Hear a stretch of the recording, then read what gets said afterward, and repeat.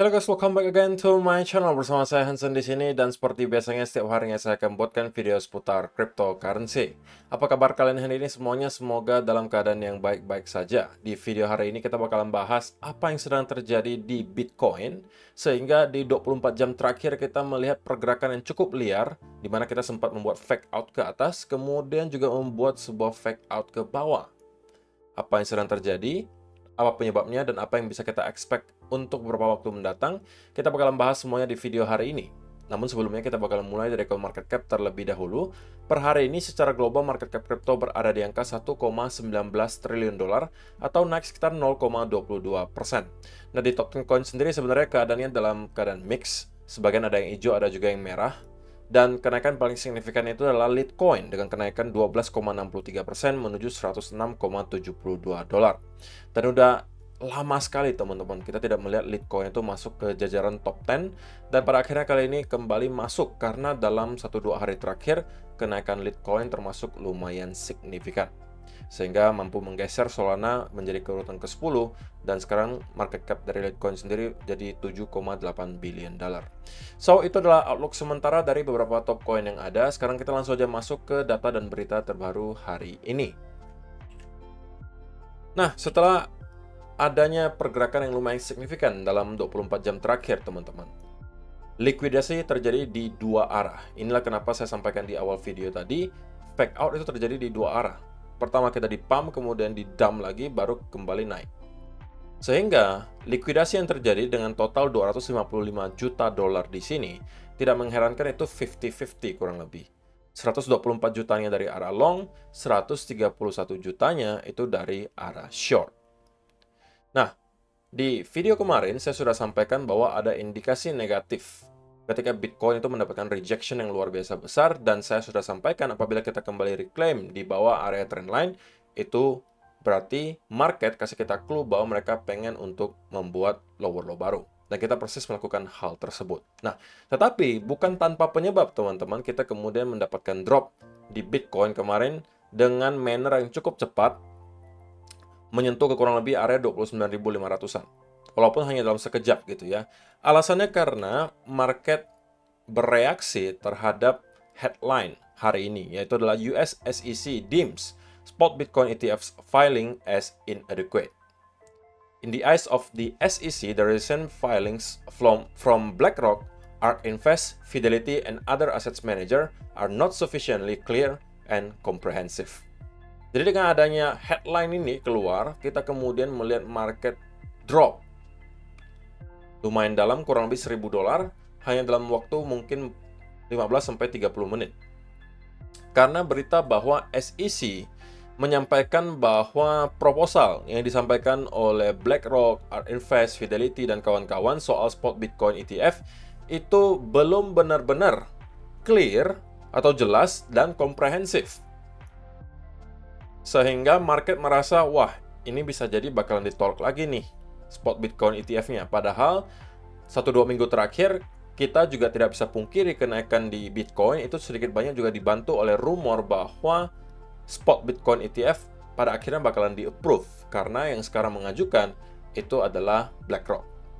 Tapi dengan adanya data ini, kemudian berita ini, kemudian market kembali merasa, oke, sepertinya kita nggak bisa terlalu confidence lagi. Oke, kita harus sedikit skeptis sekarang, dan bisa saja SEC akan kembali menolak, sehingga kita melihat ada drop yang terjadi di Bitcoin kemarin. There may be a longer wait for spot Bitcoin ETF in the United States, as the Securities and Exchange Commission's label investment managers recent applications inadequate. According to the Wall Street Journal, the securities regulator told the Nasdaq and Chicago Board Option Exchange, or CBOE, that their filings are not sufficiently clear and comprehensive. This exchange represent asset managers in the filing of the financial product. Jadi inilah yang kemudian menyebabkan market drop, teman-teman. Walaupun sebenarnya kalau kita baca nih dari seseorang bernama Eric Balchunas di Twitter, dia menyampaikan bahwa sebenarnya market itu overreact gitu, reaksinya berlebihan. Kenapa?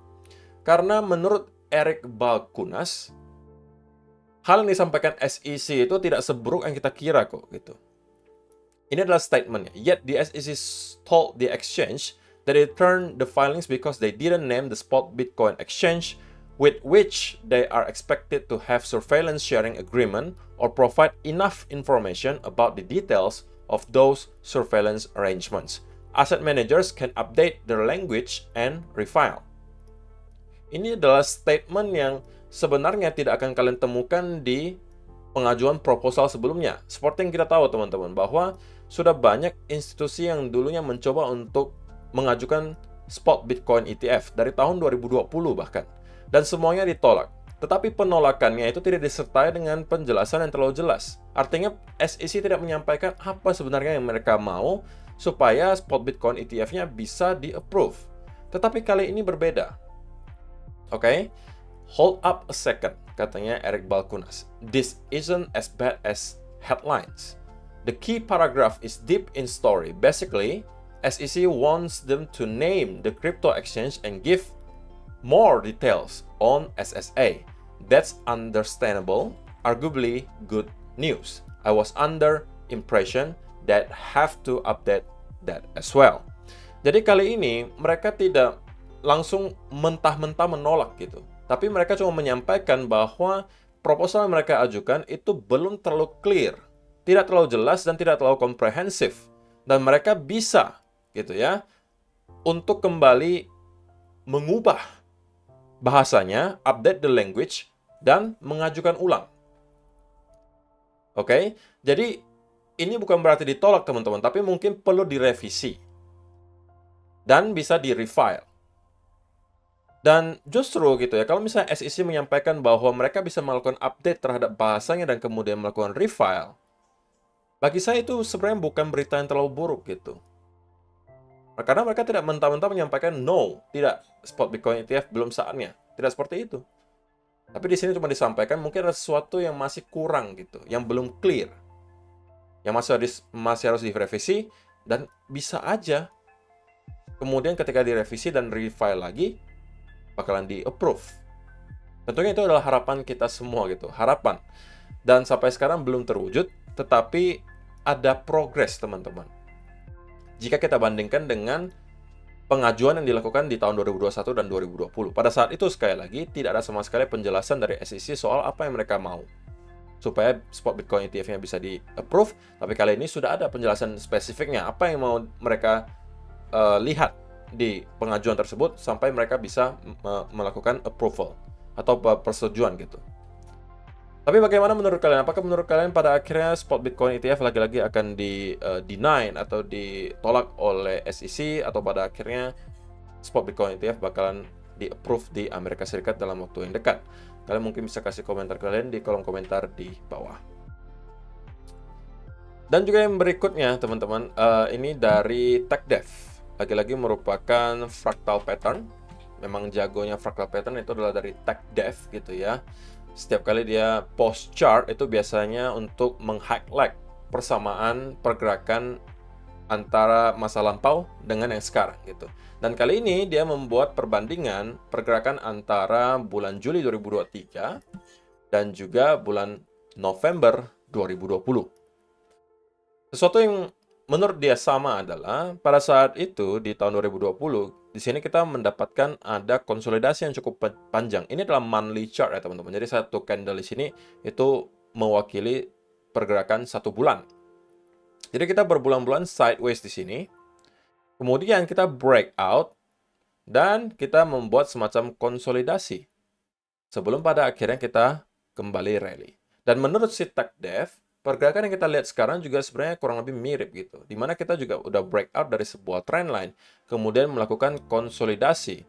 Dan juga sebenarnya pattern candle-nya itu juga sama. Pertama kita melihat di sini, bentukan candle-nya sama, di sini juga sama. Dengan yang ini, di sini juga kurang lebih kita bisa lihat mirip. Nah, apakah pertanyaannya kita kembali akan mengulangi hal yang sama dengan yang kita lihat di tahun 2020 kemarin, di mana kita mendapatkan rally selama berbulan-bulan kalau kalian perhatikan.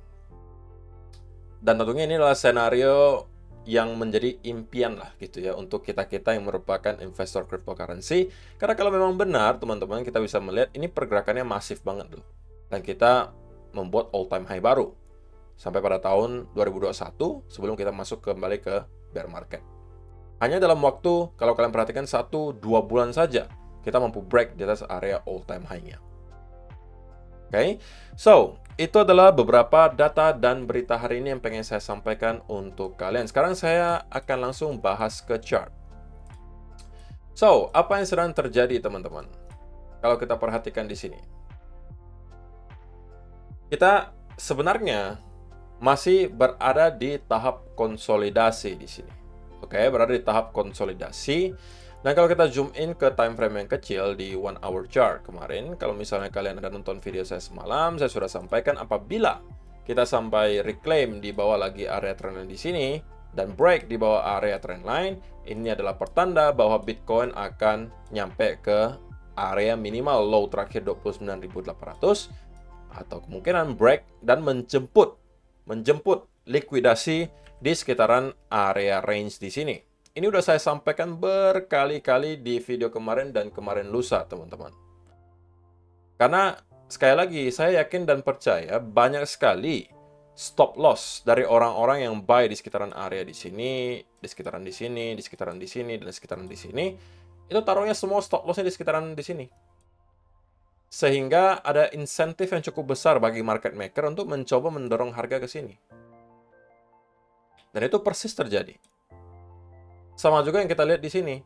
Jadi kemarin sudah dipancing untuk buy, kemudian dibanting, kemudian dipancing untuk sell di sini, dan kemudian dinaikin. Dua-duanya itu menghasilkan likuidasi. Dan kita lihat likuidasi tadi kurang lebih 200-an juta dolar, setengahnya itu datang dari long, setengahnya lagi datang dari short. Jadi 50-50 gitu. Tetapi ada satu hal yang menarik yang mungkin teman-teman lewatkan di sini. Bahwa kalau kita lihat di 4 hour chart, sebenarnya ya kita masih cenderung berada di area yang sama. Dan ini juga sebuah pattern yang sebenarnya berulang, teman-teman. Bukan baru kali ini kita melihat hal seperti ini terjadi, di mana market maker mencoba untuk meliquid kedua arah di sini. Sebelumnya kalau kita mau lihat contohnya, itu juga ada loh, teman-teman. Dan sudah saya lingkari di sini. Contohnya di sini. Waktu teman lihat di sini, kita membuat ada apa? Continuation pattern di sini. Yaitu berupa bullish pennant. Tapi yang kemudian terjadi apa? Kita breakout tapi kemudian langsung dibanting lagi. Melikuidasi orang-orang yang mencoba untuk long, kemudian juga melikuidasi orang-orang yang sempat buy di sini kemudian menaruh stop loss-nya di sini. Patternnya sama di sini. Ya kan? Kita membuat konsolidasi, breakout ke atas tapi kemudian dibanting ke bawah lagi, baru kembali naik ke atas. Kalau misalnya kurang, contohnya kita ambil lagi, kita cek lagi apakah ada. Nah, contohnya juga seperti ini. Kita membuat apa di sini? Rally, kemudian konsolidasi di sini, kembali juga membuat semacam pennant. Kemudian apa yang dilakukan oleh market maker? Memancing orang untuk buy, kemudian dibanting ke bawah untuk melikuidasi orang-orang yang buy dan kemudian menaruh stop loss di sekitaran area di sini, dan kemudian kembali dinaikkan. Nah, bagi saya, untuk sekarang, chance-nya kita juga berada di pattern yang sama dengan kita lihat di sini. Oke, dan saya belum melihat ada urgency bagi kita untuk sekarang flip ke arah short atau bearish. Karena secara overall, kita masih dalam tahap konsolidasi. Tidak ada sell-off sebenarnya yang terlalu signifikan. Kalau kalian bandingkan di sini, kenaikan yang kita lihat di Bitcoin itu kemarin 27%. Sedangkan koreksi yang kita lalui itu hanya kurang lebih 6%. Tidak signifikan, teman-teman. Oke? Dan belum ada alasan bagi saya untuk bearish dari sini secara price action. Justru bagi saya, ketika market maker sudah selesai bermain dengan para retail yang mungkin menggunakan leverage yang lumayan besar, udah liquid di sini, udah liquid di sini juga, kita sepertinya sudah bisa menyatakan bahwa harusnya Bitcoin sudah siap untuk kembali melanjutkan kenaikannya. Walaupun perlu kalian ingat bahwa kita sekarang berada di weekend, otomatis volume tidak akan terlalu besar, dan cenderung kalau misalnya weekend ya agak sulit untuk di trade sebenarnya, teman-teman. Tapi kalau misalnya kalian yang sudah follow copy trade saya juga di Fairdesk, harusnya sekarang lagi punya posisi long.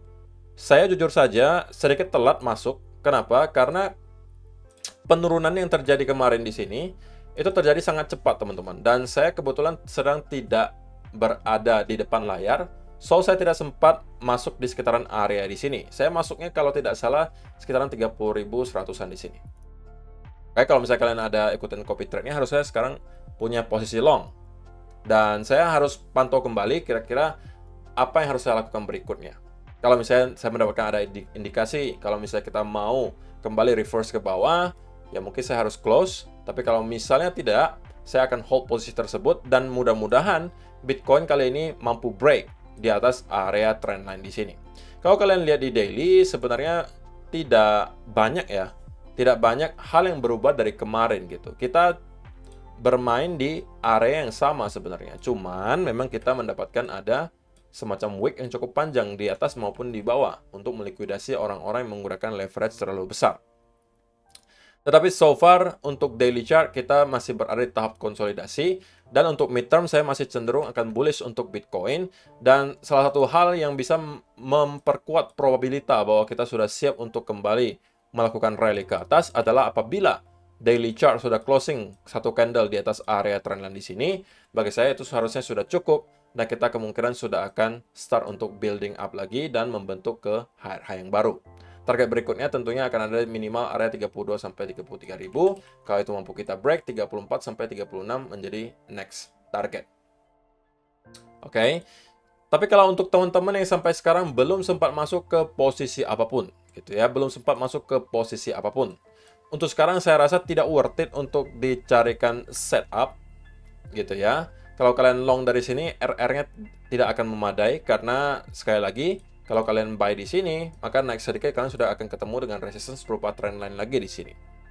Kalau kalian mau, tunggulah dia breakout, closing daily candle di area tersebut, kalian zoom in ke time frame kecil untuk mencari pattern continuation, dan itu kalian akan manfaatkan untuk kembali buy. Sebenarnya skenario paling ideal adalah kemarin kalian buy di sekitaran area di sini. Dan saya sudah sampaikan ini juga di video kemarin. Kalau misalnya kita sampai kembali menyentuh ke area lower trendline di sini sekaligus melikuidasi